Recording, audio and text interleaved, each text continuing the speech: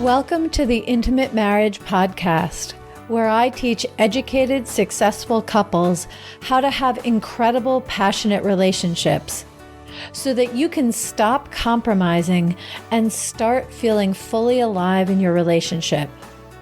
I'm Alexandra Stockwell, aka the Intimacy Doctor.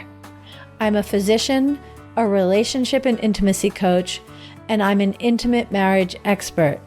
My husband and I have been married for 27 years. We have 4 children and full professional lives, and we've created an amazing marriage.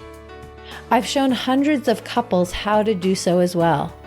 So if you want to deepen your understanding of your own relationship and learn to access new heights of emotional, sensual, and erotic intimacy, you're in the right place. I will show you how. Now, let's dive in. On February 29th, I attended the California Women's Conference. It was so inspiring for me. There were 5,000 women and multiple really incredible speakers. And I always find it really rich, nourishing, inspiring to hear people in other fields, totally different backgrounds, biographies, and perspectives end up sharing exactly what I share in the context of my training, background, expertise, and focus on intimacy and marriage. And so I just wanted to share what I learned from 2 of the speakers that I think it's going to really inspire you as you put attention on your own relationship and how to enjoy it more. So the first presentation that I went to that I want to tell you about was called, actually, I don't remember the name of the presentation, but it was by Sarah Eliza Lewis, who is the author of The Rise. It's a book that she actually published 10 years ago, and she's still giving lectures about it because it's such a fascinating topic, especially for high performers and really driven, ambitious type A people. She's an associate professor at Harvard and did all kinds of research as part of preparing to write the book, research on what's happening in companies, on outstanding athletes and entrepreneurs. As far as I know, I haven't read the book yet. I look forward to doing so. She didn't look at how this plays out, the topic that I'm going to tell you about, how it plays out in intimacy and marriage, but I'm going to add my commentary because what she said is just so aligned with my approach. So her whole talk was on the importance of failure and near wins when it comes to being successful. And the people who are just focused on being successful and ignore near wins and failures end up not being as successful as those who do. So one of the things that she said is that the pursuit of mastery includes caring about near wins and failure. And when it comes to relationships, this is so true. Like, if you have just a moment of awkwardness with your spouse, that's fine to let that go. But if you have a complicated conversation or an extended phase where sex just isn't satisfying, then you can't just ignore that and expect things to just, via inertia, become fabulous and flourishing again. We need to look at our experiences, and either they're immensely pleasurable, and maybe even if they are, but certainly if they're not, it's so important to ask yourself, what can you learn here? How can you take the experience you've had, which you did not enjoy, you were angry, frustrated, felt disrespected, disconnected, whatever the case may be, how can you take that experience and really learn from it? Be sovereign, show up differently so that you create another outcome. And maybe the way you do that is just by making a very clean, respectful request that your partner does something differently. That's one way that you can show up and create a different outcome. But the point is that when things are near wins and failures, it's so important to consider what can you learn from that experience so it goes differently the next time. In fact, Sarah Eliza Lewis says that the definition of success is that you hit the target, and mastery is being able to repeat that, to hit it again and again. So when it comes to intimacy, connection, communication, fulfillment in marriage. Success would be having a challenging conversation and it goes well, but then the next time it really doesn't. You can't count on it. Well, when that occurs, you need to ask yourself, what can you learn from the situation? What went well when it was successful and what didn't go well when it wasn't? Because if you're listening to this podcast and you are an educated professional who has prioritized mastery in other areas of your life, I count on you to want that when it comes to intimacy and marriage as well. Now, there's something else that Sarah Eliza Lewis said, which doesn't really directly correlate with relationships, but I just found it so interesting that I do want to share it with you. She said, our minds tend to dwell on what just might have been. So for somebody who misses a flight by 5 minutes, it's very likely that they won't miss a flight ever again, because with 5 minutes, it's just so close. They might have been on time. They can make it happen the next time. But if somebody misses a flight by 60 minutes, 2 hours, they're very likely to miss flights again in the future. This is what the data shows. So I don't know exactly what that means in relationship, except that you want to have goals that you're either going to achieve or get really close to, whatever that ends up being. Okay.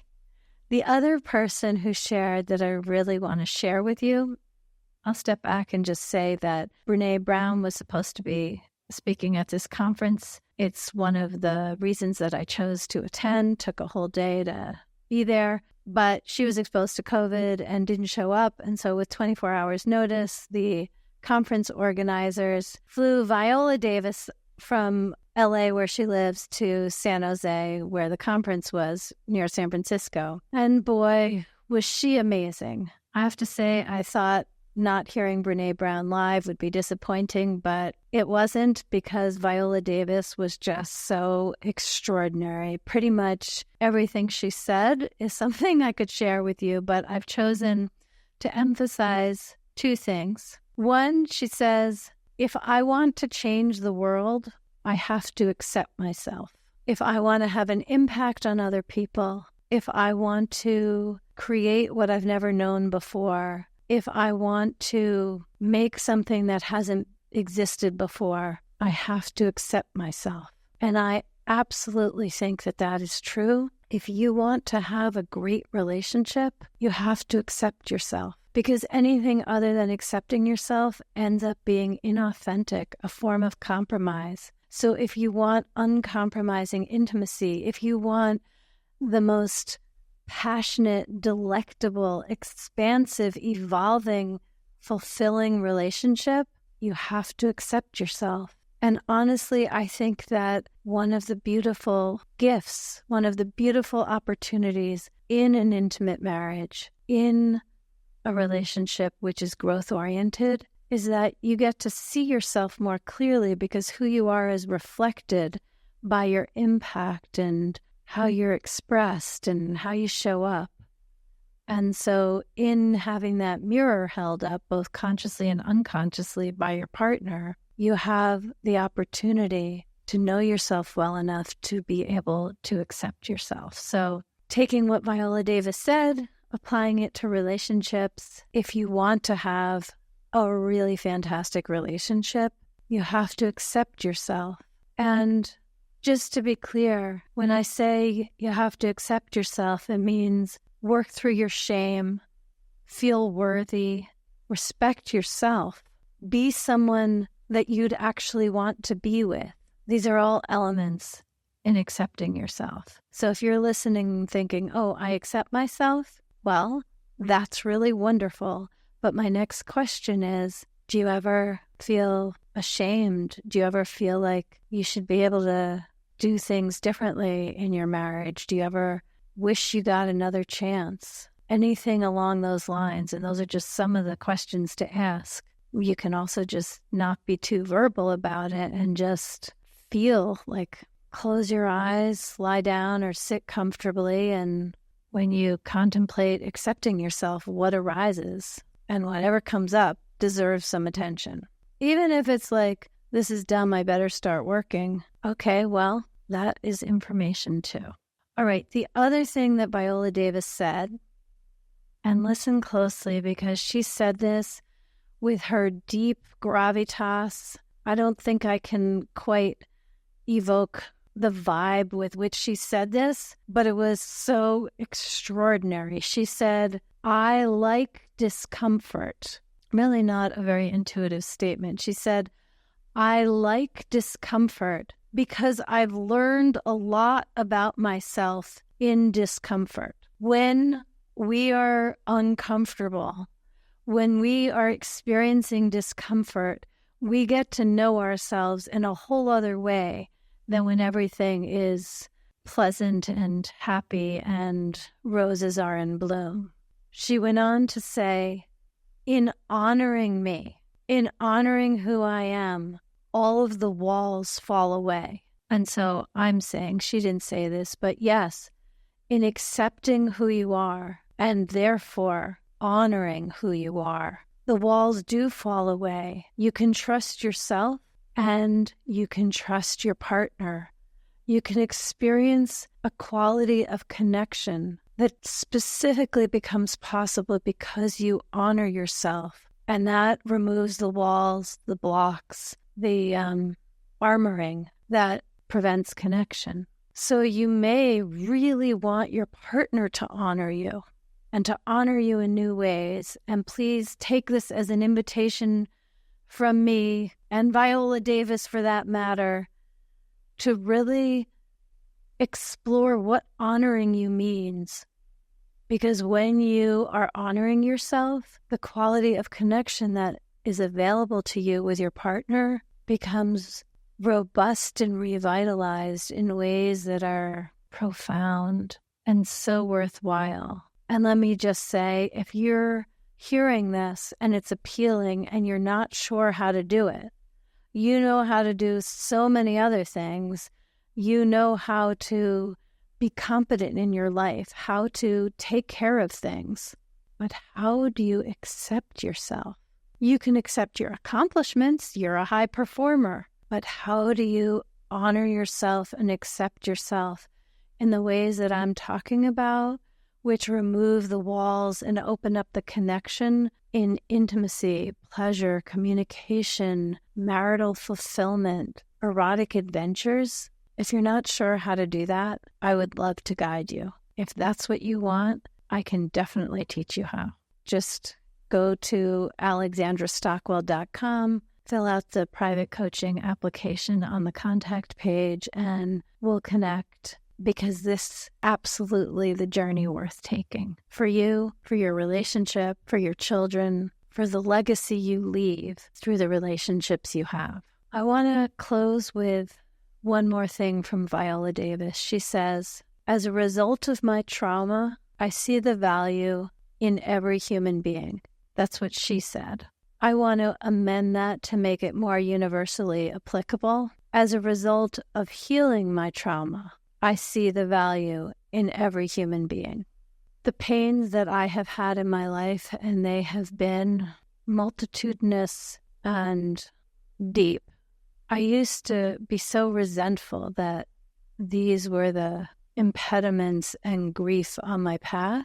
But now, at least most of the time, I'm really grateful because they have helped me with my humanity, with my capacity to honor myself and connect with others and appreciate the richness and value of every human being. And sometimes that is hardest with the people closest to us. But there, too, healed trauma is a gift when it comes to connection. So that, again, is from Viola Davis, spoken at the California Women's Conference. I really hope there's something in what I've shared that speaks to you as you contemplate where to put your attention and how to up-level the relationship that you have both with yourself and with your partner. And I want to add something to make this practical because it's kind of a theoretical topic, although really important. The through line in everything that I've shared from these two speakers at the California Women's Conference